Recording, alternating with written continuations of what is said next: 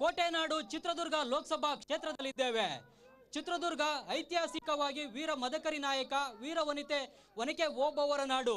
ರಾಜಕೀಯವಾಗಿ ಮಾಜಿ ಸಿಎಂ ಹಾಗೂ ಕಾಂಗ್ರೆಸ್ನ ರಾಷ್ಟ್ರೀಯ ಅಧ್ಯಕ್ಷರಾಗಿದ್ದ ಎಸ್ ನಿಜಲಿಂಗಪ್ಪನವರ ತವರು ಜಿಲ್ಲೆ. ಧಾರ್ಮಿಕವಾಗಿ ಮುರುಘಾ ಮಠ, ಸಿರಿಗೆರೆ ಮಠಗಳ ನಾಡು. ಶಾಶ್ವತ ಬರಪೀಡಿತ ಪ್ರದೇಶ. ಯಾವುದೇ ನೀರಾವರಿ ಸೌಲಭ್ಯಗಳಿಲ್ಲ. ಆದರೆ ಚಿತ್ರದುರ್ಗ ಲೋಕಸಭಾ ಕ್ಷೇತ್ರದಲ್ಲಿ ಯಾವುದೇ ಲೋಕಸಭಾ ಚುನಾವಣೆ ಬಂದರೂ ಕೂಡ ಹೊರಗಿನಿಂದ ಪ್ಯಾರಾಚೂಟ್ನ ಮೂಲಕ ಅಭ್ಯರ್ಥಿಗಳು ಇಲ್ಲಿಗೆ ಜಿಗಿದು ಇಳಿತಾರೆ. ನಾಮಪತ್ರವನ್ನು ಸಲ್ಲಿಸಿ ಲೋಕಸಭೆಗೆ ಆರಿಸಿ ಹೋಗ್ತಾರೆ. ಮುಖ್ಯವಾಗಿ ಹೊರಗಿನ ಅಭ್ಯರ್ಥಿಗಳನ್ನೇ ಕಳೆದ 5-6 ಲೋಕಸಭಾ ಚುನಾವಣೆಗಳಿಂದ ಈ ಕ್ಷೇತ್ರದ ಜನ ಆಯ್ಕೆ ಮಾಡಿ ಲೋಕಸಭೆಗೆ ತಮ್ಮ ಪ್ರತಿನಿಧಿಗಳನ್ನಾಗಿ ಕಳಿಸ್ತಾ ಇದ್ದಾರೆ. ಈ ಬಾರಿ ಚಿತ್ರದುರ್ಗ ಲೋಕಸಭಾ ಜನರು ಯಾರನ್ನ ತಮ್ಮ ಪ್ರತಿನಿಧಿಯಾಗಿ ಲೋಕಸಭೆಗೆ ಆರಿಸಿ ಕಳಿಸ್ತಾರೆ ಅನ್ನೋದು ಸಾಕಷ್ಟು ಕುತೂಹಲವನ್ನು ಮೂಡಿಸಿದೆ. ಇದುವೇ ಇವತ್ತಿನ ವಿಶೇಷ ಗದ್ದುಗೆ ಗುದ್ದಾಟ.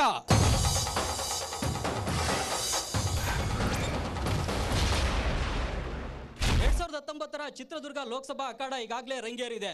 ಅಭ್ಯರ್ಥಿಗಳು ಕೂಡ ಚುನಾವಣಾ ನಾಮಪತ್ರವನ್ನು ಸಲ್ಲಿಸಿ ಅಧಿಕೃತವಾಗಿ ಅಖಾಡಕ್ಕೆ ಇಳಿದಿದ್ದಾರೆ. ಮೊದಲಿಗೆ ಈ ಬಾರಿ ಚುನಾವಣಾ ಅಖಾಡಕ್ಕೆ ಯಾರ್ಯಾರು ಇಳಿದಿದ್ದಾರೆ, ಯಾವ್ಯಾವ ಪಕ್ಷದಿಂದ ಯಾವ್ಯಾವ ಅಭ್ಯರ್ಥಿಗಳು ಅಖಾಡಕ್ಕೆ ಇಳಿದಿದ್ದಾರೆ ಅನ್ನೋದರ ಪರಿಚಯವನ್ನು ಮಾಡಿಕೊಳ್ಳೋಣ. ಮುಖ್ಯವಾಗಿ ಈ ಬಾರಿ ಕಾಂಗ್ರೆಸ್ ಮತ್ತು JDS ಪಕ್ಷದ ಮೈತ್ರಿ ಅಭ್ಯರ್ಥಿಯಾಗಿ BN ಚಂದ್ರಪ್ಪ ಚುನಾವಣಾ ಅಖಾಡಕ್ಕೆ ಇಳಿದಿದ್ದಾರೆ. 2014ರಲ್ಲಿ ಇದೇ BN ಚಂದ್ರಪ್ಪನವರು ಇದೇ ಚಿತ್ರದುರ್ಗ ಲೋಕಸಭಾ ಕ್ಷೇತ್ರದಿಂದ ಕಾಂಗ್ರೆಸ್ ಅಭ್ಯರ್ಥಿಯಾಗಿ ಲೋಕಸಭೆಗೆ ಆರಿಸಿ ಹೋಗಿದ್ರು. BN ಚಂದ್ರಪ್ಪನವರು ಮೂಲತಃ ಪಕ್ಕದ ಚಿಕ್ಕಮಗಳೂರಿನ ತರೀಕೆರೆ ತಾಲೂಕಿನವರು. 2013ರ ವಿಧಾನಸಭಾ ಚುನಾವಣೆಯಲ್ಲಿ ಮೂಡಿಗೆರೆ ವಿಧಾನಸಭಾ ಕ್ಷೇತ್ರದಿಂದ ಕಾಂಗ್ರೆಸ್ ಅಭ್ಯರ್ಥಿಯಾಗಿ ಸ್ಪರ್ಧಿಸಿ ಸೋಲುಂಡಿದ್ರು. ಬಳಿಕ 2014ರಲ್ಲಿ ಪಕ್ಕದ ಚಿತ್ರದುರ್ಗ ಲೋಕಸಭಾ ಕ್ಷೇತ್ರಕ್ಕೆ ಬಂದು ಕಾಂಗ್ರೆಸ್ ಅಭ್ಯರ್ಥಿಯಾಗಿ ಲೋಕಸಭೆಗೆ ಆಯ್ಕೆಯಾಗಿದ್ರು. ಕಳೆದ 5 ವರ್ಷಗಳ ಕಾಲ ಚಿತ್ರದುರ್ಗ ಲೋಕಸಭಾ ಸದಸ್ಯರಾಗಿ ಕೆಲಸವನ್ನು ಮಾಡಿದ್ದಾರೆ. ಈಗ 2019ರ ಲೋಕಸಭಾ ಚುನಾವಣೆಯಲ್ಲಿ ಕಾಂಗ್ರೆಸ್ ಮತ್ತು JDS ಪಕ್ಷದ ಮೈತ್ರಿ ಅಭ್ಯರ್ಥಿಯಾಗಿ ಮತ್ತೊಮ್ಮೆ ಚುನಾವಣಾ ಅಖಾಡಕ್ಕೆ ಇಳಿದಿದ್ದಾರೆ. ಅದೃಷ್ಟ ಪರೀಕ್ಷೆಗೆ ಇಳಿದಿದ್ದಾರೆ. ಮತ್ತೊಂದು ಕಡೆಯಲ್ಲಿ ಬಿಜೆಪಿ ಪಕ್ಷದಿಂದ ಆನೇಕಲ್ ನಾರಾಯಣಸ್ವಾಮಿ ಅವರು ಬಿಜೆಪಿ ಅಭ್ಯರ್ಥಿಯಾಗಿ ಕಣಕ್ಕಿಳಿದಿದ್ದಾರೆ. ಆನೇಕಲ್ ನಾರಾಯಣಸ್ವಾಮಿ ಅವರು ಬೆಂಗಳೂರಿನ ಆನೇಕಲ್ ವಿಧಾನಸಭಾ ಕ್ಷೇತ್ರದಿಂದ 4 ಬಾರಿ ವಿಧಾನಸಭೆಗೆ ಆಯ್ಕೆಯಾಗಿದ್ದರು. ಈ ಹಿಂದಿನ ಬಿಜೆಪಿ ಸರ್ಕಾರದಲ್ಲಿ ಸಮಾಜ ಕಲ್ಯಾಣ ಖಾತೆ ಸಚಿವರಾಗಿಯೂ ಕೂಡ ಕೆಲಸವನ್ನು ಮಾಡಿದ್ದಾರೆ. ಈಗ ಆನೇಕಲ್ನಿಂದ ಚಿತ್ರದುರ್ಗಕ್ಕೆ ಬಂದು ಚಿತ್ರದುರ್ಗ ಪರಿಶಿಷ್ಟ ಜಾತಿ ಮೀಸಲು ಲೋಕಸಭಾ ಕ್ಷೇತ್ರದಿಂದ ಬಿಜೆಪಿ ಅಭ್ಯರ್ಥಿಯಾಗಿ ಕಣಕ್ಕಿಳಿದಿದ್ದಾರೆ. ಈಗ ಮುಖ್ಯವಾಗಿ ಚಿತ್ರದುರ್ಗ ಲೋಕಸಭಾ ಸದಸ್ಯ ಸ್ಥಾನದ ಗದ್ದುಗೆಗಾಗಿ ಆನೇಕಲ್ ನಾರಾಯಣಸ್ವಾಮಿ ಮತ್ತು BN ಚಂದ್ರಪ್ಪನವರ ನಡುವೆ ಭಾರಿ ಗುದ್ದಾಟವೇ ನಡೀತಾ ಇದೆ. ಮೊದಲನೇದಾಗಿ ಈಗ ನಾವು ಅಭ್ಯರ್ಥಿಗಳೊಂದಿಗೆ ಮಾತುಕತೆಯನ್ನು ನಡೆಸೋಣ. ಯಾಕೆ ಈ ಕ್ಷೇತ್ರದ ಜನ ಇವರಿಗೆ ಮತವನ್ನು ಕೊಡಬೇಕು? ಮುಖ್ಯವಾಗಿ ಕಳೆದ 5 ವರ್ಷಗಳ ಕಾಲ ಈ ಕ್ಷೇತ್ರದಲ್ಲಿ ಲೋಕಸಭಾ ಸದಸ್ಯರಾಗಿ ಕೆಲಸ ಮಾಡಿದವರು ಕಾಂಗ್ರೆಸ್ನ BN ಚಂದ್ರಪ್ಪ ಅವರು. 5 ವರ್ಷಗಳ ಕಾಲ ಚಂದ್ರಪ್ಪನವರು ಏನೇನು ಸಾಧನೆ ಮಾಡಿದ್ದಾರೆ, ಏನೇನು ವೈಫಲ್ಯಗಳನ್ನು ಅನುಭವಿಸಿದ್ದಾರೆ ಅನ್ನೋದ್ರ ಬಗ್ಗೆ ಮೊದಲನೇದಾಗಿ ಚಂದ್ರಪ್ಪನವರೊಂದಿಗೆ ಮಾತುಕತೆಯನ್ನು ಆರಂಭಿಸ್ತೇನೆ. ಚಂದ್ರಪ್ಪನವರಿಗೆ ತಾವು ಕಳೆದ 5 ವರ್ಷಗಳ ಕಾಲ ಈ ಚಿತ್ರದುರ್ಗ ಲೋಕಸಭಾ ಕ್ಷೇತ್ರದ ಸದಸ್ಯರಾಗಿದ್ರಿ. ತಾವು ಏನೇನು ಕೆಲಸಗಳನ್ನು ಮಾಡಿದಿರಾ, ನಿಮ್ಮ ಸಾಧನೆ ಏನು 5 ವರ್ಷಗಳ ಕಾಲದ್ದು? ಈಗ ನಿಮ್ಮ ರಿಪೋರ್ಟ್ ಕಾರ್ಡ್ ಅನ್ನು ಕ್ಷೇತ್ರದ ಜನರ ಮುಂದಿಡಬೇಕು. ಮುಖ್ಯವಾಗಿ ಚಿತ್ರದುರ್ಗ ಶಾಶ್ವತ ಬರಪೀಡಿತ ಪ್ರದೇಶ. ಈ ಒಂದು ಜಿಲ್ಲೆಗೆ ಭದ್ರಾ ಮೇಲ್ದಂಡೆ ನೀರನ್ನು ಹರಿಸಬೇಕು ಅನ್ನತಕ್ಕಂಥ ಬೇಡಿಕೆ ಇದೆ. ಅದರ ಕಾಮಗಾರಿಗಳು ಮುಗ್ದೇ ಇಲ್ಲ. ನಿಮ್ಮ ಈ ಹಿಂದೆ ಕೂಡ ಕಾಂಗ್ರೆಸ್ನ ಪೂರ್ಣ ಪ್ರಮಾಣದ ಸರ್ಕಾರ ಇತ್ತು. ಈಗ ಕಾಂಗ್ರೆಸ್ನ ಮೈತ್ರಿ ಸರ್ಕಾರ ಇದೆ. ಜೊತೆಗೆ ತಾವು ಲೋಕಸಭಾ ಸದಸ್ಯರಾಗಿ ಈ ನಿಟ್ಟಿನಲ್ಲಿ ಏನು ಪ್ರಯತ್ನವನ್ನು ಮಾಡಿದ್ರಿ? ಈ ಕ್ಷೇತ್ರದ ಅಭಿವೃದ್ಧಿಗೆ ನಿಮ್ಮ ಕೊಡುಗೆ ಏನು? ಲೋಕಸಭಾ ಸದಸ್ಯರಾಗಿ ನೀವೇನು ಮಾಡಿದಿರಿ 5 ವರ್ಷಗಳ ಕಾಲ?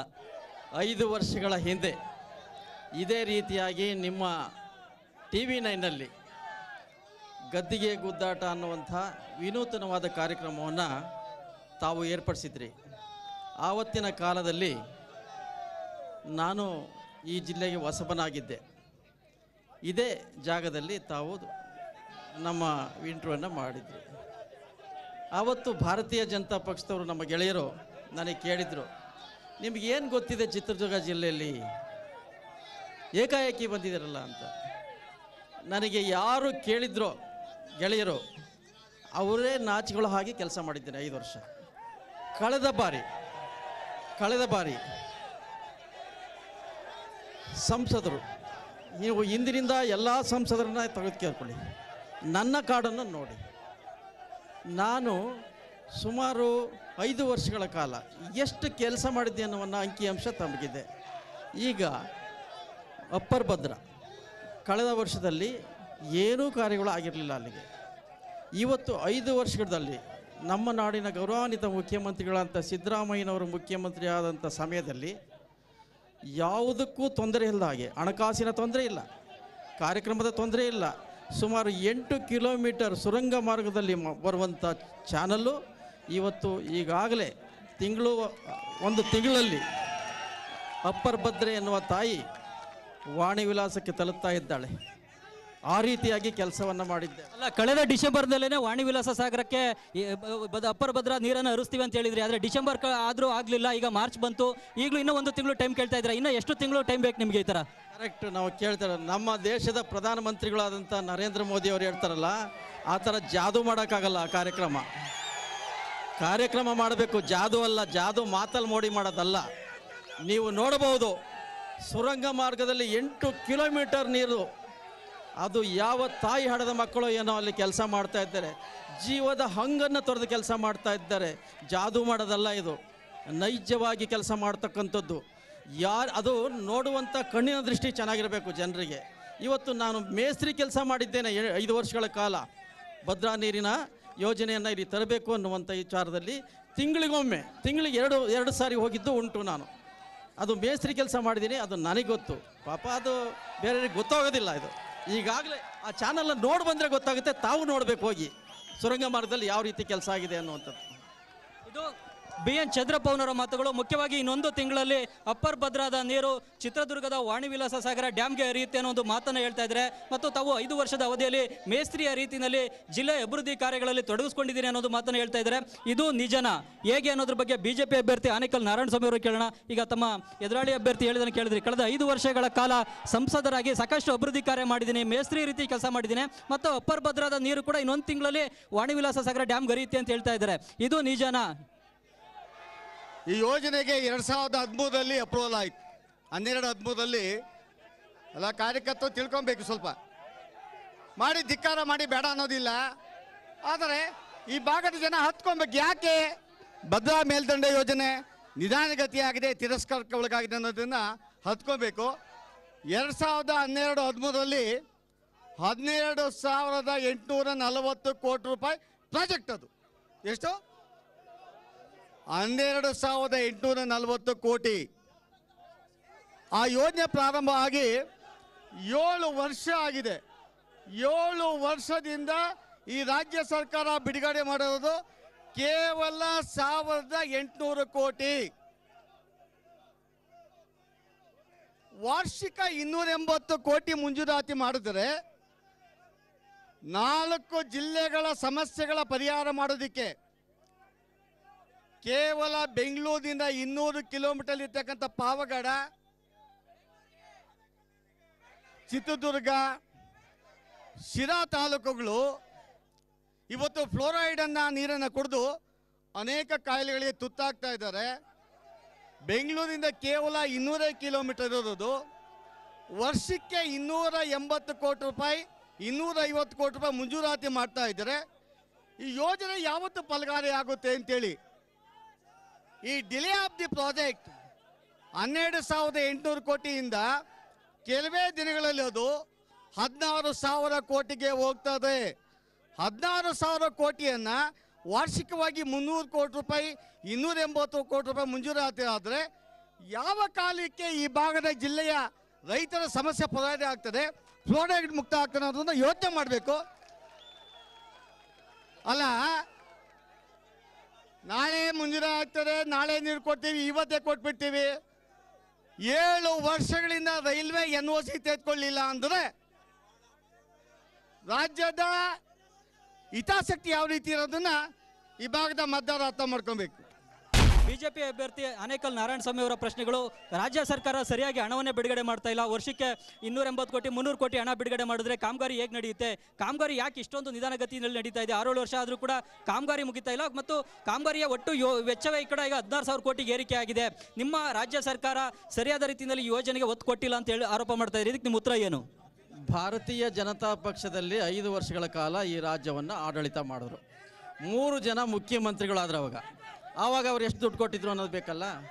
ಕೇವಲ 600 ಕೋಟಿ ಕೊಟ್ಟಿದ್ರು ಅವರು.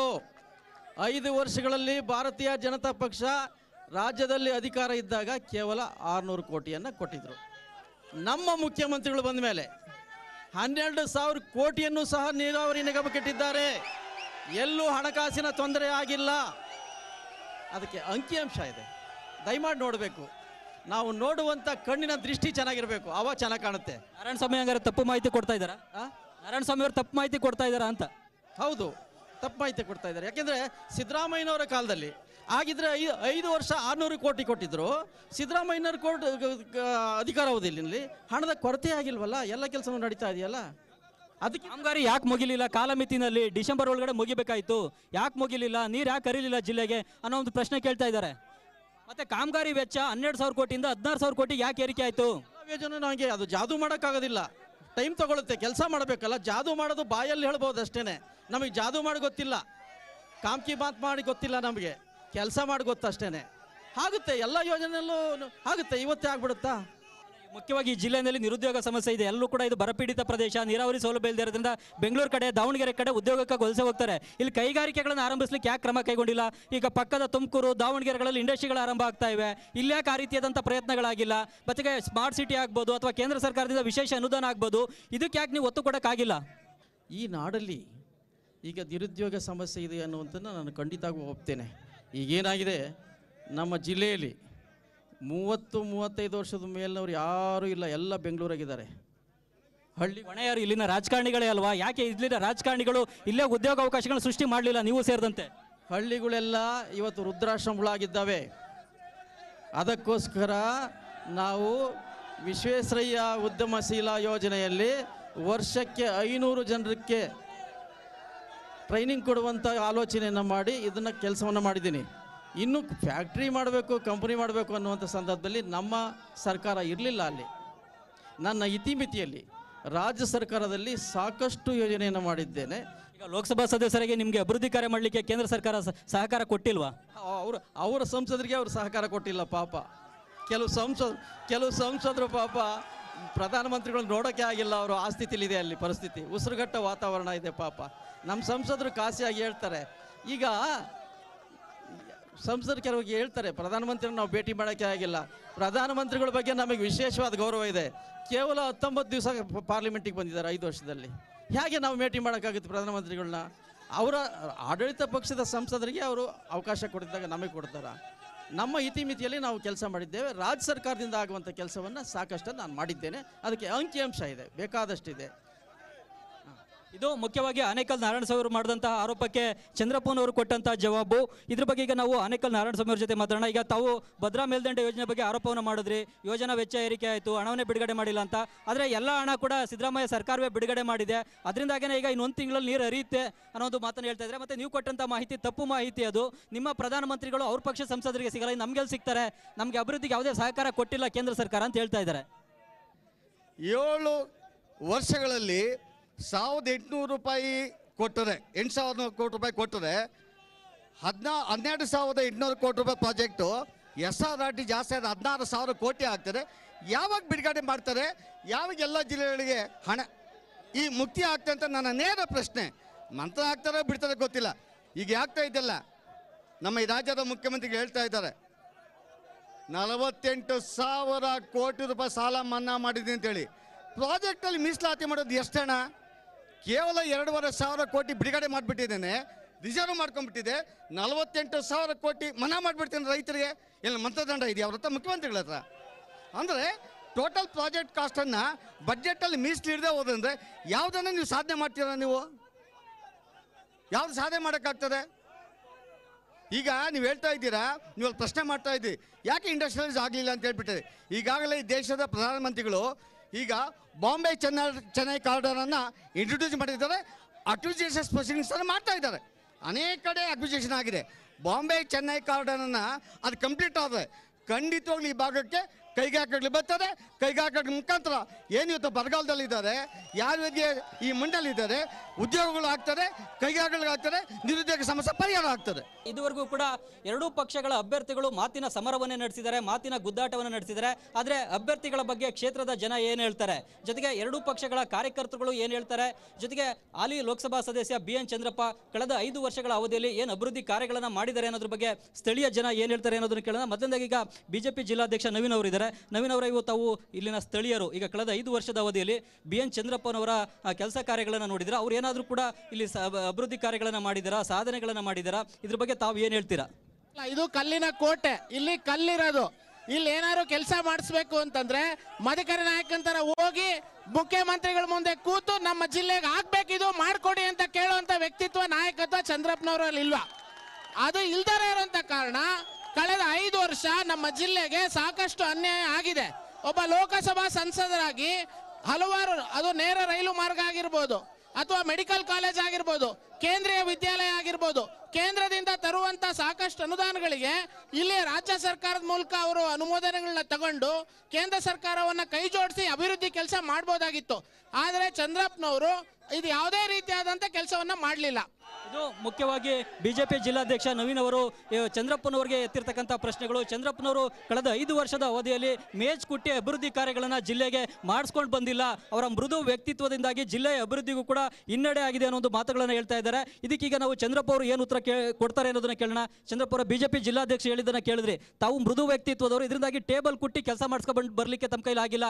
ಮುಖ್ಯವಾಗಿ ತುಮಕೂರಿಂದ ಚಿತ್ರದುರ್ಗ ದಾವಣಗೆರೆ ನೇರ ರೈಲು ಮಾರ್ಗ, ಕೇಂದ್ರೀಯ ವಿದ್ಯಾಲಯ, ಮೆಡಿಕಲ್ ಕಾಲೇಜು, ಯಾವುದೇ ಅಭಿವೃದ್ಧಿ ಕಾರ್ಯಗಳಾಗಿಲ್ಲ. ಬೇರೆ ಬೇರೆ ಜಿಲ್ಲೆಗಳಲ್ಲಿ ಕೇಂದ್ರೀಯ ವಿದ್ಯಾಲಯಗಳಿವೆ, ನಿಮ್ಮ ಜಿಲ್ಲೆಯಲ್ಲಿ ಯಾಕೆ ಕೇಂದ್ರೀಯ ವಿದ್ಯಾಲಯ ಮಂಜೂರು ಮಾಡಿಸ್ಲಿಕ್ಕೆ ಆಗಿಲ್ಲ? ಟೇಬಲ್ ಗುದ್ದ ತಕ್ಷಣ ಕೆಲಸ ಆಗಲ್ಲ, ಟೇಬಲ್ ಗುದ್ದ ತಕ್ಷಣ ಕೆಲಸ ಆಗಲ್ಲ, ಅದು ತರಲೆ ಅಂತಾರೆ. ಸುಮಾರು 3 ತಾಲೂಕಿಗೆ ಸನ್ಮಾನ್ಯ ಸಿದ್ದರಾಮಯ್ಯನವರ ಸರ್ಕಾರದಲ್ಲಿ ತುಂಗಾಭದ್ರೆಯ ಹಿನ್ನೀರನ್ನು ಸುಮಾರು 2300 ಕೋಟಿ ರೂಪಾಯಿ ತಂದಿದ್ದನ್ನ ಸುಳ್ಳ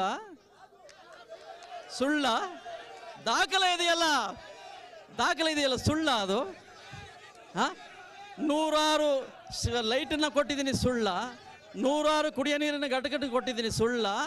ಯಾವ್ಯಾವ ಸಂಸದರು ನಿಮ್ಮ ಭಾರತೀಯ ಜನತಾ ಪಕ್ಷರು ಏನೇನು ಕಡ್ದು ಕಟ್ಟಿ ಹಾಕಿದ್ದಾರಪ್ಪ ಹೇಳ್ರಿ ದಯಮಾಡಿ. ನನ್ನಷ್ಟು ಓಡಾಡಿದಾರ, ನನ್ನಷ್ಟು ಜನದ ಹತ್ರ ಸಂಪರ್ಕ ಇಟ್ಕೊಂಡಿದ್ದಾರ, ಏನೇನು ಮಾಡಿದ್ದಾರೆ? 17 ಜನ ಸಂಸದರಲ್ಲ, ದಯಮಾಡಿ ಅವ್ರನ್ನೂ ಹೇಳಿ. ನಮ್ಮ BJP ಅಧ್ಯಕ್ಷರು ಭಾಳ ಚೆನ್ನಾಗಿ ಮಾತನಾಡಿದ್ರು, ಆದರೆ ಅರ್ಥ ಬೇಕು ಮಾತನಾಡೋದಕ್ಕೆ. ಮೌನದಲ್ಲಿ ಏನು ಬೇಕಾದ್ರೂ ಮಾಡ್ಬೋದು. ಗಾಂಧೀಜಿಯವರಿಂದ ಹಿಡಿದು ಇಲ್ಲಿವರೆಗೂ ನಾವು ನಡೆದೋಗಿದೆ ಇದು ಈ ದೇಶದಲ್ಲಿ. ತರಲೆಯಿಂದ ಏನು ಮಾಡೋಕ್ಕಲ್ಲ, ಅದರಲ್ಲಿ ನನ್ನ ನಂಬಿಕೆ ಇದೆ. ಇದು ಬಿಜೆಪಿ ಜಿಲ್ಲಾಧ್ಯಕ್ಷರ ಪ್ರಶ್ನೆಗೆ ಚಂದ್ರಪ್ಪ ಅವರು ಕೊಟ್ಟಿರ್ತಕ್ಕಂಥ ಉತ್ತರ. ಈಗ ನಾವು ಕಾಂಗ್ರೆಸ್ ಕಾರ್ಯಕರ್ತರೊಂದಿಗೂ ಕೂಡ ಮಾತನಾಡೋಣ. ಈಗ ಬಿಜೆಪಿ ಅಭ್ಯರ್ಥಿಗೆ ಮತ್ತು ಬಿಜೆಪಿ ಪಕ್ಷಕ್ಕೆ ನಿಮ್ಮ ಪ್ರಶ್ನೆ ಏನು? ನಾನು ಆನೇಕಲ್ ನಾರಾಯಣ ಸ್ವಾಮಿ ಅವರಿಗೆ ಮೊದಲನೇ ಪ್ರಶ್ನೆ ಕೇಳೋದೇನಂತ ಹೇಳಿದ್ರೆ, ನೀವು ಏನು ನಮ್ಮ ಜಿಲ್ಲೆಗೆ ಎಂಟ್ರಿ ಆಗ್ತಾನೆ ಏನು ರಾಜ್ಯದ ನಾಯಕರ ಕೆಟ್ಟ ಚಾಳಿ ಇದೆ, ಅಲ್ಲಿ ನಮ್ಮ ರಾಜ್ಯದಲ್ಲಿ ಏನು ಅಧಿಕಾರದಲ್ಲಿರುವಂಥ MLAಗಳನ್ನ ಖರೀದಿ ಮಾಡೋಂಥ ಕೆಲಸ ಮಾಡ್ತಾ ಇದ್ರಿ, ಅದೇ ಖರೀದಿ ಕೆಲಸನ ಇನ್ನೂ ಬರ್ತಲೆ ಜಿಲ್ಲಾ ಪಂಚಾಯತಿನಲ್ಲಿ ಅನೈತಿಕವಾಗಿ ಅಧಿಕಾರ ಹಿಡಿಲಿಕ್ಕೆ ಪ್ರಯತ್ನ ಮಾಡಿದ್ರಿ. ನಿಮಗೆ ನಾಚಿಕೆ ಆಗಲ್ವಾ? ಆನೇಕಲ್ ನಾರಾಯಣಸ್ವಾಮಿ ಅವರು ಚಿತ್ರದುರ್ಗದಲ್ಲಿ ಆಪರೇಷನ್ ಕಮಲವನ್ನು ನಡೆಸಿದ್ದಾರೆ ಅನ್ನೋ ಒಂದು ಆರೋಪವನ್ನು ಮಾಡಿದ್ದಾರೆ. ಇದಕ್ಕೆ ಇವರ ಪ್ರತಿಕ್ರಿಯೆ ಏನು ಅನ್ನೋದು ಕೇಳೋಣ. ಈಗ ಕಾಂಗ್ರೆಸ್ನ ಕಾರ್ಯಕರ್ತರುಗಳು ಎತ್ತಿದಂಥ ಪ್ರಶ್ನೆಯನ್ನು ಕೇಳಿದ್ರಿ, ತಾವು ಇಲ್ಲಿ ಚಿತ್ರದುರ್ಗ ಬರ್ತಾ ಇದ್ದಂತಾನೆ ಆಪರೇಷನ್ ಕಮಲವನ್ನು ಮಾಡಿದ್ದೀರಾ. ಈಗ ರಾಜ್ಯ ಮಟ್ಟದಲ್ಲಿ ನಿಮ್ಮ ನಾಯಕರುಗಳು ಮಾಡ್ತಾ ಇರುವಂಥ ಆಪರೇಷನ್ ಕಮಲ ತಾವು ಇಲ್ಲಿ ಮಾಡ್ತಾ ಇದ್ದೀರಾ. ಜೊತೆಗೆ ನಿಮ್ಮ ಪಕ್ಷದ ಕೇಂದ್ರ ಸಚಿವ ಅನಂತಕುಮಾರ್ ಹೆಗಡೆ ಅವರು ಅಂಬೇಡ್ಕರ್ ಬರೆದಂಥ ಸಂವಿಧಾನವನ್ನು ಬದಲಾಯಿಸ್ತೇವೆ ಅನ್ನೋ ಒಂದು ಮಾತನ್ನು ಹೇಳಿದರೆ, ಇದಕ್ಕೆ ನಿಮ್ಮ ಪ್ರತಿಕ್ರಿಯೆ ಏನು ಅಂತ ಕೇಳ್ತಾ ಇದ್ದಾರೆ. ನಾನು ಆಪರೇಷನ್ ಕಮಲ ಮಾಡಲೇಬೇಕಂತ ತೀರ್ಮಾನ ಮಾಡಿದ್ದಿದ್ರೆ ಆನೇಕಲ್ಲಿನ ಗಂಡುಗೊಲಿ ನಾನು 24 ಗಂಟೆಯಲ್ಲೇ ಮಾಡ್ತಾ ಇದ್ದೆ. ನಾನು ಅನೇಕರು ಮಾತಾಡ್ತಾರೆ, ಮೆಡಿಕಲ್ ಕಾಲೇಜ್ ಏನಾಯಿತು. ಈ ರಾಜ್ಯದ ಮುಖ್ಯಮಂತ್ರಿ ಕುಮಾರಸ್ವಾಮಿ ಅವರು ಬಂದ 2 ತಿಂಗಳಲ್ಲಿ ಚಿತ್ರದುರ್ಗಕ್ಕೆ ಮುಂಜೂರಾಗಿದ್ದ ಮೆಡಿಕಲ್ ಕಾಲೇಜನ್ನು ಅವ್ರು ಜಿಲ್ಲೆಗೆ ಎತ್ಕೊಂಡು ಹೋದಲ್ಲ. ಈ ಭಾಗದ ಶಾಸಕರು, ಲೋಕಸಭಾ ಸದಸ್ಯರು, ಮಂತ್ರಿಗಳು ಏನು ಮಾಡ್ತಾ ಇದ್ರು? ಅದು ಮೌನಕ್ರಾಂತಿನ ಕಣ್ಮುಚ್ಕೊಂಡು ಕುತ್ಕೊಂಡದ, ಅದು ಕುಡಿತನ ತೋರಿಸೋದ ಅನ್ನೋದನ್ನ ಈ ಜಿಲ್ಲೆಯ ಜನ ಹೇಳ್ಬೇಕು. ಇದಕ್ಕೀಗ ಕಾಂಗ್ರೆಸ್ನ ಅಭ್ಯರ್ಥಿ ಆಗಿರ್ತಕ್ಕಂಥ BN ಚಂದ್ರಪ್ಪ ಏನು ಹೇಳ್ತಾರೆ ಅನ್ನೋದನ್ನ ಕೇಳೋಣ. ಮುಖ್ಯವಾಗಿ ಈ ಜಿಲ್ಲೆಗೆ ಮೆಡಿಕಲ್ ಕಾಲೇಜ್ ಮಂಜೂರಾಗಿತ್ತು, ಅದನ್ನ ಕುಮಾರಸ್ವಾಮಿ ಸರ್ಕಾರ ಬೇರೆ ಜಿಲ್ಲೆಗೆ ಸ್ಥಳಾಂತರ ಮಾಡ್ತು. ನೀವು ಮೌನ ಕ್ರಾಂತಿ ಅಂತ ಹೇಳ್ಬಿಟ್ಟು ಮೌನಕ್ಕೆ ಶರಣ ಆಗ್ಬಿಟ್ರೆ ಜಿಲ್ಲೆಯ ಅಭಿವೃದ್ಧಿಯನ್ನು ಮಾಡೋರು ಯಾರು? ಮೆಡಿಕಲ್ ಕಾಲೇಜನ್ನು ಉಳಿಸ್ಕೊಳ್ಳೋರು ಯಾರು? ಸುಳ್ಳು ಹೇಳೋದು ಅಭ್ಯಾಸ ಆಗ್ಬಿಟ್ಟಿದೆ, ಏನು ಮಾಡೋಣ ನಾನು. ಈಗ 15 ಲಕ್ಷ ಕೊಡ್ತೀವಿ ಅಂದ್ರೆ ಕೊಟ್ರ ಸುಳ್ಳಲ್ವಾದ್ರು? 15 ಲಕ್ಷ ನಾವು ಈ ದೇಶದ ಜನ ಯಾರು ಕೇಳಿದ್ರ ಸ್ವಾಮಿ? ನೀವೇ ಕೊಡ್ತೀವಿ ಅಂತ ಹೇಳಿದ್ರಲ್ಲ, 100 ದಿವಸದಲ್ಲಿ ಕೊಡ್ತೀವಿ ಅಂತ ಹೇಳಿದ್ರಲ್ಲ, ಕೊಟ್ರ? ಅದು ಸುಳ್ಳಲ್ವಾ? 2 ಕೋಟಿ ಉದ್ಯೋಗ ಕೊಡ್ತೀವಿ ಅಂತ ಹೇಳಿದ್ರಲ್ಲ, ಕೊಟ್ರ? ಅದು ಸುಳ್ಳಲ್ವಾ? ಈಗ ಬಿಜೆಪಿ ಕಾರ್ಯಕರ್ತ ಜಿತೇಂದ್ರ ಅವರು ಇದ್ದಾರೆ, ಜಿತೇಂದ್ರ ಅವರ ಪ್ರಶ್ನೆ ಏನು ಅಂತ ಕೇಳೋಣ. ನಿಮ್ಮ ಪ್ರಶ್ನೆ ಏನು ಕಾಂಗ್ರೆಸ್ ಅಭ್ಯರ್ಥಿಗೆ? ಭದ್ರಾ ಮೇಲ್ದಂಡೆ ಪ್ರಾಜೆಕ್ಟ್ ಅಪ್ರೂವಲ್ ಆದಾಗ ಮೂಡಿಗೆರೆಯಲ್ಲಿ ಭದ್ರಾ ಮೇಲ್ದಂಡೆನ ಚಿತ್ರದುರ್ಗಕ್ಕೆ ಬಿಡಲ್ಲ ಅಂತೇಳಿ ಹೋರಾಟ ಮಾಡಿದಂತ ವ್ಯಕ್ತಿ ಚಂದ್ರಪ್ಪ. ಇವ್ರು ಹೆಂಗ್ರಿ ಭದ್ರಾ ಮೇಲ್ದಂಡೆ ಚಿತ್ರದುರ್ಗಕ್ಕೆ ತರ್ತಾರೆ? ಇದು ಬಿಜೆಪಿ ಕಾರ್ಯಕರ್ತ ಜಿತೇಂದ್ರ ಅವರು ನೇರವಾಗಿ ಕಾಂಗ್ರೆಸ್ ಅಭ್ಯರ್ಥಿ ಚಂದ್ರಪ್ಪನವರಿಗೆ ಎತ್ತಿರ್ತಕ್ಕಂಥ ಪ್ರಶ್ನೆ. ಚಂದ್ರಪ್ಪನವರು ಈ ಹಿಂದೆ ಮೂಡಿಗೆರೆ ವಿಧಾನಸಭಾ ಕ್ಷೇತ್ರದಲ್ಲೂ ಕೂಡ ಕಾಂಗ್ರೆಸ್ ಅಭ್ಯರ್ಥಿಯಾಗಿ ಸ್ಪರ್ಧಿಸಿದ್ರು. ಆ ವೇಳೆ ಭದ್ರಾ ಮೇಲ್ದಂಡೆ ನೀರನ್ನ ಚಿತ್ರದುರ್ಗಕ್ಕೆ ಬಿಡಲ್ಲ ಅಂತ ಹೋರಾಟ ಮಾಡಿದ್ರು ಅಂತ ನೇರವಾಗಿ ಆರೋಪವನ್ನು ಮಾಡ್ತಾ ಇದ್ದಾರೆ. ಇದು ನಿಜನಾ? ನೀವು ಭದ್ರಾ ಮೇಲ್ದಂಡೆ ಯೋಜನೆ ನೀರನ್ನ ಚಿತ್ರದುರ್ಗಕ್ಕೆ ಬಿಡಲ್ಲ ಅಂದವರು ಈಗ ಚಿತ್ರದುರ್ಗಕ್ಕೆ ಭದ್ರಾ ಮೇಲ್ದಂಡೆ ನೀರನ್ನು ಹೇಗೆ ತರ್ತೀರಾ ಅಂತ ಕೇಳ್ತಾ ಇದ್ದಾರೆ. ಅವತ್ತು 1 ತಿಂಗಳಗಟ್ಟಲೆ ಹಂಗರ್ ಸ್ಟ್ರೈಕು ನಡೀತು. ನಾನು ಇಲ್ಲಿಗೆ ಚುನಾವಣೆಗೆ ಬರ್ತೀನಿ ಅನ್ನುವಂಥ ಕಲ್ಪನೆಯೂ ನನಗಿರಲಿಲ್ಲ. ಆದರೆ ನಾನು ಅವತ್ತೇ ದೂರದೃಷ್ಟಿಯಿಂದ ಹೇಳಿದ್ದೀನಿ. ಬಿ ಆರ್ ನೀಲಕಂಠಪ್ಪನವ್ರು ಇದ್ದರು ಶಾಸಕರು, ಅವ್ರಿಗೆ ಹೇಳಿದೆ, ನೋಡಿ ಇದರಲ್ಲಿ ಸ್ಟ್ರೈಕ್ ಕೂರೋದು ಒಳ್ಳೇದಲ್ಲ, ನೀನು ಬಾ ಅಂದರು. ನಾನು ಲಿಡ್ಕರ್ ಚೇರ್ಮನ್ ಆಗಿದ್ದಾಗ ನಾನು ಬರೋದಿಲ್ಲ, ಇಲ್ಲಿಯ ನೀರು ಅಲ್ಲಿಗೆ ಹೋಗಬೇಕು. ಅವರೇನು ಬೇರೆ ನೀರು ಕೇಳ್ತಾ ಇಲ್ಲ, ಕೆರೆಕಟ್ಟೆಗಳಿಗೆ ವ್ಯರ್ಥವಾಗುತ್ತಲ್ಲ ಆ ನೀರನ್ನು ಕೇಳಿದ್ದಾರೆ. ನಾವು ಹೆಣ್ಣು ಮಕ್ಕಳನ್ನು ಅಲ್ಲಿ ಕೊಟ್ಟಿದ್ದೀವಿ, ಅಲ್ಲಿಂದ ಹೆಣ್ಣು ಮಕ್ಕಳನ್ನ ನಾವು ತಂದಿದ್ದೀವಿ. ಅವರು ನಾವು ಒಂದೇ. ಯಾವ ಕಾರಣಕ್ಕೂ ಸ್ಟ್ರೈಕ್ ಮಾಡಬೇಡಿ, ನೀರು ಕೊಡಬೇಕು ಅಂತ ಹೇಳಿದವನು ನಾನು ನಮಗೆ ಅವೆಲ್ಲ ಗೊತ್ತಿಲ್ಲ. ನಮಗೆ ಆ ದರ್ಪದ ಮಾತು ನಮಗೆ ಗೊತ್ತಿಲ್ಲ. ನಾವು ಇದೇ ರೀತಿಯಲ್ಲೇ ಕೆಲಸ ಮಾಡ್ತೀವಿ. ಜನ ಒಪ್ಪಿದ್ದಾರೆ. ಒಂದು ಚೂರು ನಾನು ವಿರೋಧ ಮಾಡಿದ್ದೀನಿ ಅಂತ ಗೊತ್ತಾದರೆ ಇವತ್ತೇ ಈ ಕಣದಿಂದ ನಾನು ವಾಪಸ್ ಹೋಗ್ತೇನೆ. ಸುಳ್ಳು ಹೇಳಿ ನನಗೆ ಗೊತ್ತಿಲ್ಲ. ಚಾಲೆಂಜ್ ಒಂದು ಕೊಡಿ. ಯಾವತ್ತಾರು ನಾನು ನೀರು ಬಿಡಬೇಡಿ ಅಂತ ಹೇಳಿದರೆ ನನಗೆ ರಾಜಕಾರಣನೇ ಬೇಡ, ನನಗೆ ಸುಳ್ಳು ಬೇಕಾಗಿಲ್ಲ. ಈಗ ಕಾಂಗ್ರೆಸ್ ಕಾರ್ಯಕರ್ತ ಅಂಜನಪ್ಪ ಅವರು ಇದ್ದಾರೆ. ಅಂಜನಪ್ಪ ಅವರ ಪ್ರಶ್ನೆ ಕೇಳೋಣ. ಈಗ ನಿಮ್ಮ ಬಿಜೆಪಿ ಅಭ್ಯರ್ಥಿಗೆ ನಿಮ್ಮ ಪ್ರಶ್ನೆ ಏನು? ವರ್ಷಕ್ಕೆ 2 ಲಕ್ಷ ಉದ್ಯೋಗ ಕೊಡ್ತೀವಿ ಅಂತ ಹೇಳಿದ್ರು. 2 ಕೋಟಿ ಹಾಗೆ 2 ಕೋಟಿ. ಹಾಗೇನೆ ಪೆಟ್ರೋಲ್ ಅವತ್ತಿನ ರೇಟ್ ಏನಿತ್ತು ಇವತ್ತಿನ ರೇಟ್ ಏನೈತೆ, ಗ್ಯಾಸು ಅವತ್ತಿನ ರೇಟ್ ಏನಿತ್ತು ಇವತ್ತಿನ ರೇಟ್ ಏನೈತೆ. ನಾರಾಯಣ ಸ್ವಾಮಿ ಅವರಿಗೆ ಕರೆಕ್ಟಾಗಿ ಹೇಳ್ರಿ, ಯಾವ್ದಾರ ಮೋದಿ ಅವರ ಸರ್ಕಾರದಲ್ಲಿ ಜನಪರ ಕಾರ್ಯಕ್ರಮದಲ್ಲಿ ಯಾವ್ದಾರ ಅವ್ರು ಹೇಳಿದ್ರಲ್ಲಿ ಒಂದು ಕೆಲಸ ಏನಾರ ಮಾಡಿದ್ರೆ ಅದಕ್ಕೆ ನಾರಾಯಣ ಸ್ವಾಮಿ ಅವರು ಉತ್ತರ ಕೊಡ್ಲಿ ನೋಡೋಣ. ಈಗ ಮುಖ್ಯವಾಗಿ ಕಾಂಗ್ರೆಸ್ನ ಕಾರ್ಯಕರ್ತರು ಬಿಜೆಪಿ ಅಭ್ಯರ್ಥಿಗೆ ಕೆಲವೊಂದು ಪ್ರಶ್ನೆಗಳನ್ನು ಕೇಳಿದರೆ, ಮೋದಿ ಸರ್ಕಾರ ಕೊಟ್ಟಂತ ಭರವಸೆಗಳನ್ನು ಈಡೇರಿಸಿಲ್ಲ, ಈಗ ಯಾವ ರೀತಿಯಾಗಿ ಮತಗಳನ್ನು ನೀವು ಕೇಳ್ತೀರಾ ಅನ್ನೋ ಒಂದು ಪ್ರಶ್ನೆಯನ್ನು ಕೇಳ್ತಾ ಇದ್ದಾರೆ. ಈಗ ಮುಖ್ಯವಾಗಿ ಮೋದಿ ಸರ್ಕಾರ ಹಿಂದೆ 2014ರಲ್ಲಿ ಸಾಕಷ್ಟು ಭರವಸೆ ಕೊಟ್ಟಿತ್ತು, ಕೊಟ್ಟಂತ ಭರವಸೆಗಳನ್ನು ಈಡೇರಿಸಿಲ್ಲ. 15 ಲಕ್ಷ ಹಣವನ್ನು ಪ್ರತಿಯೊಬ್ಬರು ಖಾತೆಗೆ ಹಾಕ್ತೀವಿ ಅಂತ ಹೇಳಿತ್ತು, ವರ್ಷಕ್ಕೆ 2 ಕೋಟಿ ಉದ್ಯೋಗ ಸೃಷ್ಟಿ ಮಾಡ್ತೀವಿ ಅಂತ ಹೇಳಿತ್ತು. ಆ ಯಾವುದೇ ಭರವಸೆಗಳನ್ನು ಈಡೇರಿಸಿಲ್ಲ ಅನ್ನೋ ಒಂದು ಪ್ರಶ್ನೆಯನ್ನು ಕೇಳಿದ್ದಾರೆ. ಈ ದೇಶಕ್ಕೆ ಸ್ವಾತಂತ್ರ್ಯ ಬಂದು 72 ವರ್ಷ. ಕೇಂದ್ರ ಸರ್ಕಾರ ಅನೇಕ ಸಮಿತಿಗಳ ವರದಿ ಇದೆ. 70 ವರ್ಷ ಕಳೆದರೂ ಸಹ ಈ ದೇಶದಲ್ಲಿ 10 ಕೋಟಿ ಕುಟುಂಬಗಳಿಗೆ ಶೌಚಾಲಯ ಇಲ್ಲ ಅಂತೇಳಿ ನಾನು ಹೇಳಿದ್ದಲ್ಲ. 10,000 ಕುಟುಂಬಗಳಿಗೆ ಶೌಚಾಲಯ ಇಲ್ಲ. ಪ್ರಧಾನಿ ಸ್ವಚ್ಛ ಗ್ರಾಮ ಅಂತ ಹೇಳಿದ್ರೆ ಗುಡಿಸಿದ್ದಲ್ಲ. ಈ ದೇಶದ 8,000 ಕೋಟಿ ಕುಟುಂಬಗಳಿಗೆ ಶೌಚಾಲಯ ಕಟ್ಕೊಟ್ಟಂತ ಪ್ರಧಾನಿ ನರೇಂದ್ರ ಮೋದಿ ಅವರು ಅನ್ನೋದನ್ನ ಈ ದೇಶ ಜನ ಹತ್ಕೊಬೇಕು.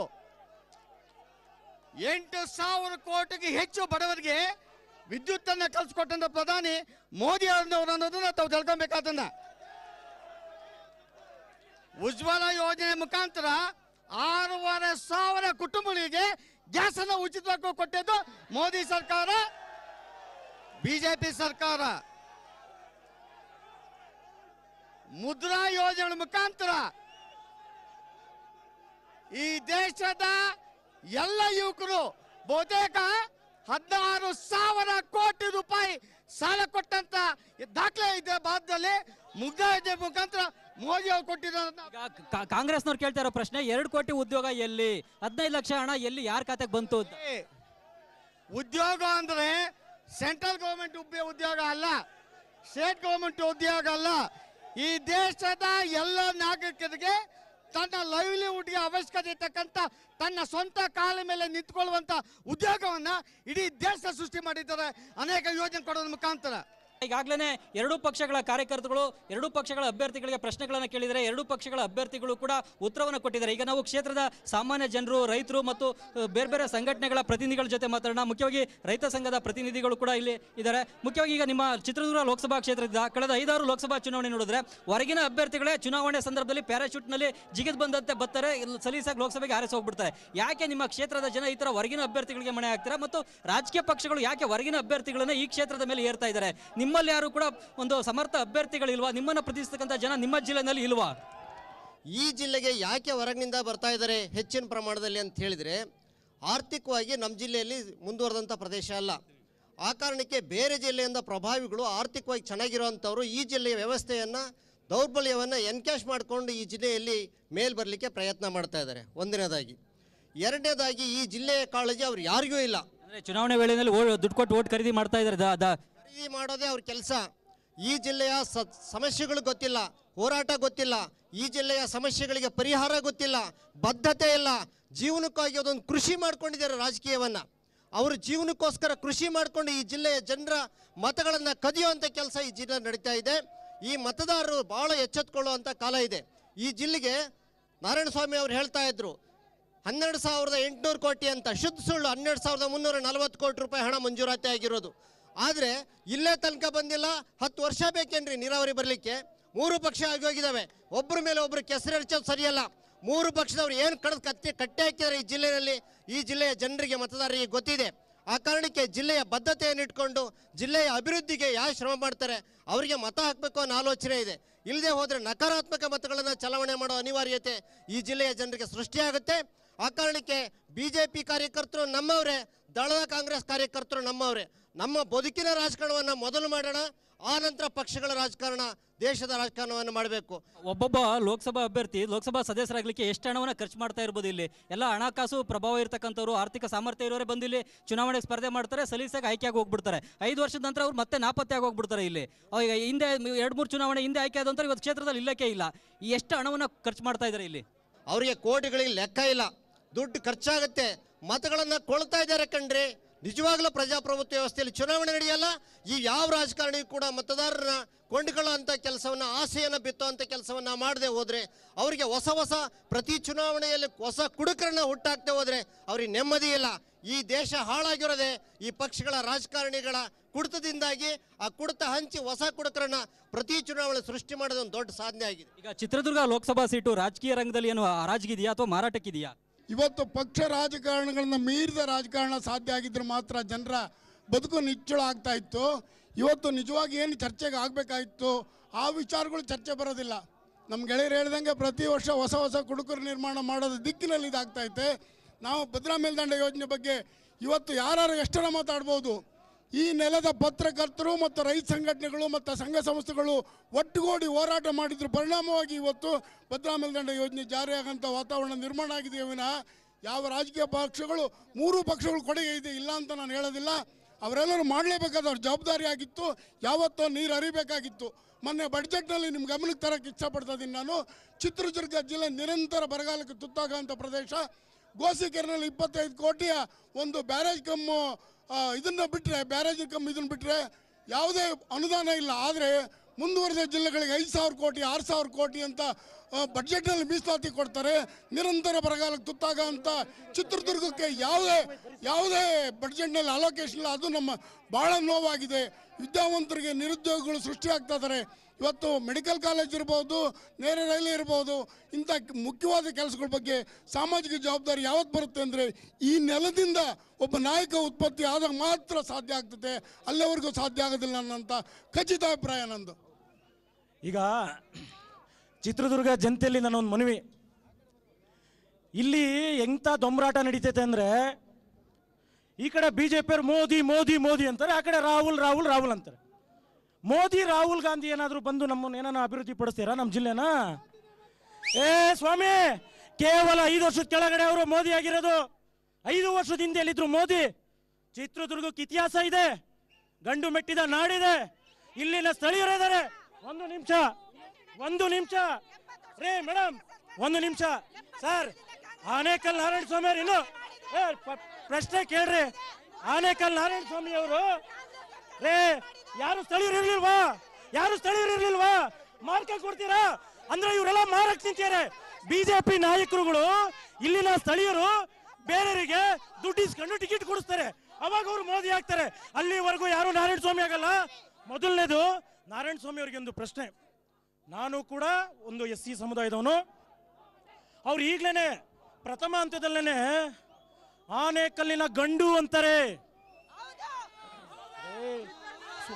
ಸ್ವಾಭಿಮಾನವಿಲ್ಲದ BJP ನಾಯಕರೇ, ಅರ್ಥ ಮಾಡ್ಕೊಳ್ರಿ. ಸ್ವಾಭಿಮಾನ ಇರಬೇಕು. ಚಿತ್ರದುರ್ಗ ಕೋಟೆ ಅನ್ನೋದಿರ್ಬೇಕು, ಸ್ಥಳೀಯ ನಾಯಕ ಅನ್ನೋದಿರ್ಬೇಕು. ನನಗೆ ಪೂರ್ತಿ ಮಾತಾಡೋದ್ಮೇಲೆ ಬೇಕಾದ್ರೆ ಪ್ರಶ್ನೆ ಕೇಳ್ರಿ. ನನಗೆ ಪೂರ್ತಿ ಆಯ್ತು. 5 ಜನ ಇದೇ ಮೆಡಿಕಲ್ ಕಾಲೇಜ್ ಬಗ್ಗೆ ಹೇಳ್ತಾರೆ. ಇದೇ ಮೆಡಿಕಲ್ ಕಾಲೇಜು ನಮ್ಮ ಜಿಲ್ಲೆಯಲ್ಲಿ 6 ಕ್ಷೇತ್ರದಲ್ಲಿ 5 ಜನ MLAಗಳು BJP ಇದ್ದಾರೆ. ಹೇಳಿದ್ರು ನಾರಾಯಣ ಸ್ವಾಮಿ ಅವರು ಕುಮಾರಸ್ವಾಮಿ ಅವರು ಬೇರೆಯವರಿಗೆ ಕೊಟ್ಟರು ಅಂತ ಹೇಳಿದ್ರು. ಇವರು ಚಂದ್ರಪ್ಪನವ್ರು ಏನು ಮಾಡ್ತಿದ್ರು ಅಂತ ಕೇಳಿದ್ರು. ನಾನೊಂದು ನಿಮಿಷ, ದುರ್ಗದ ಅಭಿವೃದ್ಧಿನೇ, ಮೆಡಿಕಲ್ ಕಾಲೇಜ್ ದುರ್ಗನೇ, ಅದಕ್ಕೋಸ್ಕರನೇ ಹೋರಾಟ ಮಾಡಿದ್ದು. ಆಯ್ತು, ಈ 5 ಜನ ಶಾಸಕರು ಏನು ಮಾಡ್ತಿದ್ರು? BJP ಶಾಸಕರು ಸರ್, ಅವರೊಬ್ಬರ ಮೇಲೆ ಅಲ್ಲ. ಅದೇ ರೀತಿ ಇವತ್ತಿನ ಕಾಂಗ್ರೆಸ್ ಪಕ್ಷದ ಏನು ಹೆಲಿಕಾಪ್ಟರ್ ಬಂದು ಹೋಗ್ತಕ್ಕಂಥ MLC ರಘುವಾಚಾರ್ಯ ಇರ್ಬೋದು, ಇವತ್ತೇನು 5 ವರ್ಷ ನಾ ಮಾಡ್ತಾ ಇದ್ದೀನಿ, ಸತತವಾಗಿ ನನ್ನ ಹೋರಾಟ ನಡೀತಾನೆ ಐತೆ. ನಾವ್ ಯಾವತ್ತೂ ಬಿಡ್ಕೊಂಡು ಕೊಟ್ಟಿಲ್ಲ. ಚಿತ್ರದುರ್ಗ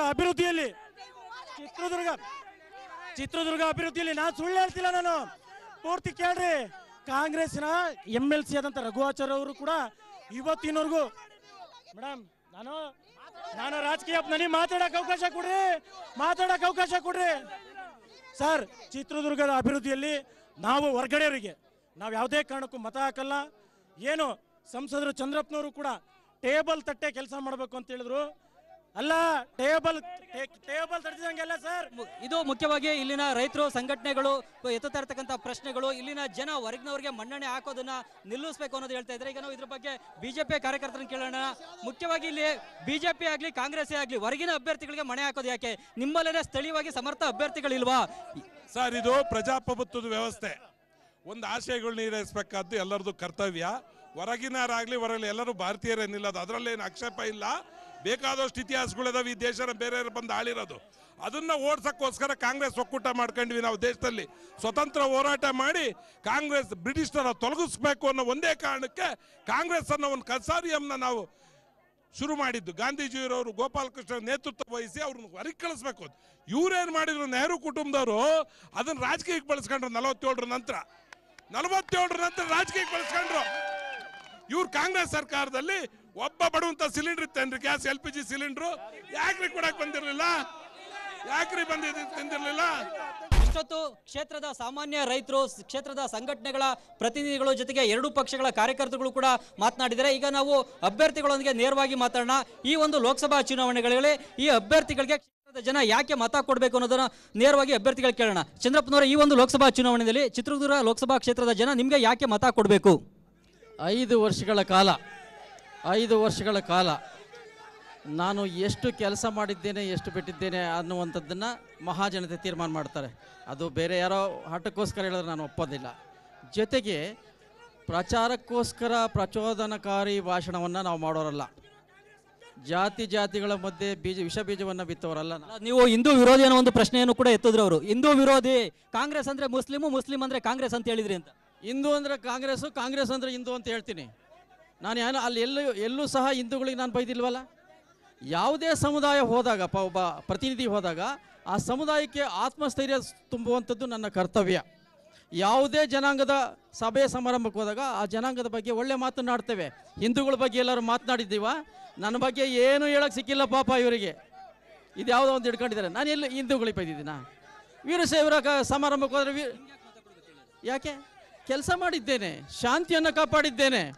ಈ ಜಿಲ್ಲೆಯಲ್ಲಿ ಒಂದು ಯಾವುದೇ ಅಹಿತಕರ ಘಟನೆ ಆಗೋದಕ್ಕೆ ಬಿಟ್ಟಿದ್ದಿಲ್ಲ. ನಾನು ಸಂಸ್ಕಾರವಂತನಾಗಿ ಕೆಲಸ ಮಾಡಿದ್ದೇನೆ, ಎಲ್ಲರ ಮನೆಯ ಮಗನಾಗಿ ಕೆಲಸ ಮಾಡಿದ್ದೇನೆ, ಎಲ್ಲ ಜನಾಂಗದ ಸಂಸದನಾಗಿ ಕೆಲಸ ಮಾಡಿದ್ದೇನೆ. ಜಾತಿಯ ಮೇಲೆ ಜಾತಿ ಎತ್ತು ಕಟ್ಟಿಲ್ಲ ನಾನು. ಸಂವಿಧಾನ, ಬಾಬಾ ಸಾಹೇಬ್ ಅಂಬೇಡ್ಕರ್ ಬರೆದಂಥ ಸಂವಿಧಾನದ ಪ್ರಕಾರ ಎಲ್ಲ ಸಮುದಾಯದವರು ನನಗೆ ಮತ ಕೊಟ್ಟಿದ್ದಾರೆ. ಎಲ್ಲ ಸಮುದಾಯದವ್ರಿಗೂ ಸಂಸದನಾಗಿ ಕೆಲಸ ಮಾಡಿದ್ದೇನೆ, ಎಲ್ಲ ಪಕ್ಷದ ಸಂಸದನಾಗಿ ಕೆಲಸ ಮಾಡಿದ್ದೇನೆ. ಆದ್ದರಿಂದ ನನಗೆ ಮತ ಕೊಡಬೇಕು ಜನ. ಆಮೇಲೆ ನಾನು ಎಲ್ಲಿಂದನೂ ಬಂದವನಲ್ಲ. ಹೊಸದುರ್ಗದ ಪಕ್ಕದಲ್ಲೇ ತರೀಕೆರೆ ತಾಲೂಕು, ಲಕ್ಕವಳ್ಳಿ ಹೋಬಳಿ. ಆ ಲಕ್ಕವಳ್ಳಿ ಹೋಬಳಿಲಿ ಹುಟ್ಟು ಬೆಳೆದಂಥವನು ನಾನು. ಪಕ್ಕದ ಜಿಲ್ಲೆಯವನು, ಪಕ್ಕದ ತಾಲೂಕಿನವನು, ಈ ಜಿಲ್ಲೆಯ ಅಳಿಯ. ಆದರೆ ಈ ಅಪ್ಪರ ಭದ್ರ ತರುವಂಥ ಸಂದರ್ಭದಲ್ಲಿ ಎಷ್ಟು ರಾಜಿ ಮಾಡಿದ್ದೇನೋ ನಾನು ನನ್ನ ತಾಲೂಕಿನವ್ರಿಗೆ ಹೇಳಿದ್ದೇನೆ. ಅಲ್ಲಿ ನನ್ನನ್ನು ಸಂಸದನ ಮಾಡಿದ್ದಾರೆ. ಅವರು ತುಂಬ ಹೃದಯ ವಿಶಾಲವಂತರು. ಅವ್ರಿಗೆ ಅನ್ಯಾಯ ಮಾಡಬಾರ್ದು. ಅವರು ನನ್ನನ್ನು ಸಂಸದರು ಮಾಡಿದ್ದಾರೆ, ಗಲಾಟೆ ಮಾಡಬೇಡಿ, ನೀರು ಕೊಡಬೇಕು ಅನ್ನುವಂಥ ಎಷ್ಟೋ ರಾಜಿ ಪಂಚಾಯಿತಿಯನ್ನು ಮಾಡಿ ನಾನು ನೀರಲ್ಲಿ ತರೋದಕ್ಕೆ ಕಷ್ಟಪಟ್ಟಿದ್ದೇನೆ. ಅದಕ್ಕೋಸ್ಕರ ಇದು BN ಚಂದ್ರಪ್ಪ ಅವರು ತಮಗೆ ಯಾಕೆ ಈ ಕ್ಷೇತ್ರದ ಜನ ಮತ ಕೊಡಬೇಕು ಅನ್ನೋದಕ್ಕೆ ಆಡಿರುವಂಥ ಮಾತುಗಳು. ಇನ್ನು ಬಿಜೆಪಿ ಅಭ್ಯರ್ಥಿ ಆನೇಕಲ್ ನಾರಾಯಣಸ್ವಾಮಿ ಅವರು ಕೇಳೋಣ. ಈ ಚಿತ್ರದುರ್ಗ ಲೋಕಸಭಾ ಕ್ಷೇತ್ರದ ಜನ ನಿಮಗೆ ಈ ಚುನಾವಣೆಯಲ್ಲಿ ಯಾಕೆ ಮತ ಕೊಡಬೇಕು? ನಾವು ರಾಷ್ಟ್ರೀಯ ಪಕ್ಷದವರು ಲೋಕಸಭಾ ಚುನಾವಣೆಯಲ್ಲಿ ಮತ ಕೇಳೋದು ನ್ಯಾಷನಲ್ ಇಂಟ್ರೆಸ್ಟಿಂದ ಮತ ಕೇಳ್ತೀವಿ.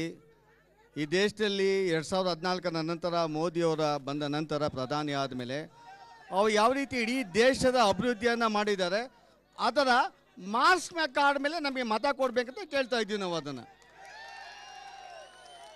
ಅಲ್ಲೊಬ್ಬ ರೈತ ಮುಖಂಡ ಕೇಳ್ತಾ ಇದ್ರು, ರೈತ ಮುಖಂಡ ಕೇಳ್ತಾ ಇದ್ರು, ಹೊರಗಡೆಯಿಂದ ಇಂಪೋರ್ಟ್ ಆಗ್ತಾ ಇದ್ದಾರೆ ಅಂತ ಹೇಳ್ಬಿಟ್ಟಿದ್ದೇನೆ. ನಾನು ಇಲ್ಲಿ ಕ್ಷೇತ್ರದಲ್ಲಿ ನಾನು ನಿಲ್ಲಬೇಕು ಅಂತ ನಾನು ಯಾವತ್ತೂ ಅಂದ್ಕೊಂಡಿರಲಿಲ್ಲ. ಪಕ್ಷ ನಿಲ್ಲಬೇಕು ಅಂತ ಆದೇಶ ಮಾಡಿದ್ರಿಂದ ಕಂಟೆಸ್ಟ್ ಮಾಡಿದ್ದೇನೆ. ಒಂದು ಭಾಗ ಅಲ್ಲೇ ಹೌದಪ್ಪ, ನಿಮ್ಮ ಕ್ಷೇತ್ರದನ್ನ ಗೆಲ್ಲಿಸಿ ಡಾಕ್ಟರ್ ಜೆ ತಿಪ್ಪೇಸ್ವಾಮಿ ನಿಂತಿದ್ರಲ್ಲ, ಯಾಕೆ ಸೋಲ್ಸಿದ್ವಿ? ಅಲ್ಲಿ ಇಲ್ಲಿ ಹುಟ್ಟಿ ಬೆಳೆದಂಥ ಒಬ್ಬ ಸಾಮಾನ್ಯ ಕಾರ್ಯಕರ್ತ ಪಾರ್ಲಿಮೆಂಟ್ ಸೀಟ್ ತಂದ, ಯಾಕೆ ಗೆಲ್ಲಿಸ್ಲಿಲ್ಲ? ಅಂದ್ರೆ ಸ್ಥಳೀಯವಾಗಿ ಕಾರ್ಯಕರ್ತ ಕಂಟೆಸ್ಟ್ ಮಾಡಲಿಲ್ಲ ಅಂತ ಆ ಬದ್ಧತೆ ಈ ಜಿಲ್ಲೆಗೆ ಇದ್ದಿದ್ರೆ ಹೊರಗಡೆ ನಾವೇ ಯಾಕೆ ಬರ್ತಾ ಇದ್ವಿ? ನಮ್ಮ ಅವಶ್ಯಕತೆ ಇರಲಿಲ್ಲ. ಅದನ್ನು ಖಂಡಿತವಾಗ್ಲೂ ಸ್ಥಳೀಯ ಕಾರ್ಯಕರ್ತನೇ ಬೆಳೆಸಿ, ಅದ್ರ ಬಗ್ಗೆ ನಮ್ದು ಪ್ರಶ್ನೆ ಇಲ್ಲ. ಆದರೆ ನನಗೆ ಪಕ್ಷ ಹೇಳೋದ್ರಿಂದ ಬಂದಿದೆ. ಒಂದು ಕಡೆ ಮೋದಿಯವರ ಸಾಧನೆ, ಮತ್ತೊಂದು ಕಡೆ ಸನ್ಮಾನ್ಯ ಯಡಿಯೂರಪ್ಪನವರು, ಸದಾನಗೌಡರವರು, ಜಗದೀಶ್ ಶೆಟ್ಟರ್ ಅವರು ಮುಖ್ಯಮಂತ್ರಿ ಇದ್ದಾಗ ಇಡೀ ರಾಜ್ಯದಲ್ಲಿ ಆಗಿದ್ದಂಥ ಅಭಿವೃದ್ಧಿ, ನಾರಾಯಣ ಸ್ವಾಮಿ ಸಮಾಜ ಕಲ್ಯಾಣ ಇಲಾಖೆ ಮಂತ್ರಿ ಆಗಿದ್ದಾಗ ಇಡೀ ಜಿಲ್ಲೆಯಲ್ಲಿ ಆಗಿರ್ತಕ್ಕಂಥ ಅಭಿವೃದ್ಧಿ ಕಾಮಗಾರಿಗಳನ್ನು ನಾನು ಹೇಳೋದಿಲ್ಲ. ಈ ಮೈಕ್ ತೆಗೆದುಕೊಂಡು ಈ ಟಿವಿನೇ ಹಳ್ಳಿಗೆ ಹೋಗ್ಲಿ ನಾನು ಏನು ಮಾಡಿದ್ದೇನೆ ಅಂತ ಜನ ಹೇಳ್ತಾರೆ. ಅಲ್ಲಿ ದಾಖಲೆಗಳಿದೆ, ಆ ದಾಖಲೆಗಳಿದ್ದರೆ ಮತ ಹಾಕಲಿ, ಇಲ್ಲದೆ ಬೇಕಾಗಿಲ್ಲ. ಇದು ತಮಗೆ ಯಾಕೆ ಮತ ಕೊಡಬೇಕು ಅನ್ನೋದಕ್ಕೆ ಎರಡೂ ಪಕ್ಷಗಳ ಅಭ್ಯರ್ಥಿಗಳು ಕೊಟ್ಟಿರ್ತಕ್ಕಂಥ ಉತ್ತರ. ಮುಖ್ಯವಾಗಿ ಈ ಕ್ಷೇತ್ರದಲ್ಲಿ ಮುಂದಿನ ಲೋಕಸಭಾ ಚುನಾವಣೆಯಲ್ಲಿ ಯಾರು ಲೋಕಸಭಾ ಸದಸ್ಯರಾಗಬೇಕು ಅನ್ನೋದನ್ನ ಈ ಚಿತ್ರದುರ್ಗ ಲೋಕಸಭಾ ಕ್ಷೇತ್ರದ ಜನನೇ ಈ ತಿಂಗಳ 18ನೇ ತಾರೀಕು ನಿರ್ಧರಿಸಲಿದ್ದಾರೆ. ಇದು ಚಿತ್ರದುರ್ಗ ಲೋಕಸಭಾ ಕ್ಷೇತ್ರದಲ್ಲಿನ ಗದ್ದಿಗೆ ಗುದ್ದಾಟ. ನಾಳೆ ಮತ್ತೊಂದು ಪ್ರತಿಷ್ಠಿತ ಲೋಕಸಭಾ ಕ್ಷೇತ್ರದಲ್ಲಿನ ಗದ್ದಿಗೆ ಗುದ್ದಾಟ ಕಾರ್ಯಕ್ರಮದಲ್ಲಿ ಮತ್ತೆ ಭೇಟಿಯಾಗೋಣ. ನಿರಂತರ ಸುದ್ದಿಗಾಗಿ ನೋಡ್ತಾ ಇರಿ TV9.